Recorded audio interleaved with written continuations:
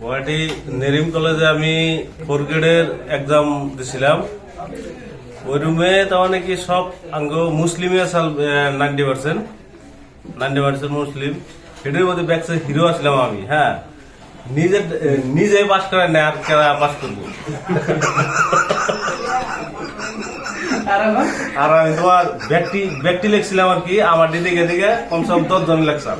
হ্যাঁ, 10 জনের বাদ কিন্তু আমি দিয়ে বললাম।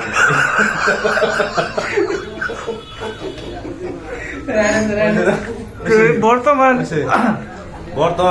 তখন রেজাল্ট আমি বাইকের আমি রেজাল্ট আমার 8 বিডি নাই, মানে 5 মাত্র কিছু জানি না আমি রেজাল্ট কেমন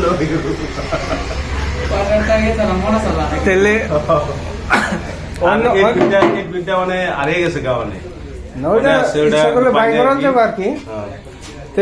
ওইটা একটু বাইকের দেহ। তুমি যে একটা কথা কও যে মরা সময় পাও কাটারে কথাটা তুমি এটা রাইট। এটা তো মানে মরা সময় পাও কাটারে একজনের মাস্টার ডিগ্রি করার প্ল্যান 4 গ্রেডে পাস করার নাই, কিন্তু এটা 8 পাস প্ল্যানে তিনটাই পাস করছে। এটা তো আছে বড় কথা। এটা পাগল প্ল্যান, এটা তিনটা পাস করে কি গুয়াহাটি যে পরীক্ষাটা তুমি দিলে, তাহলে ওই জায়গাটায় তাহলে অন্য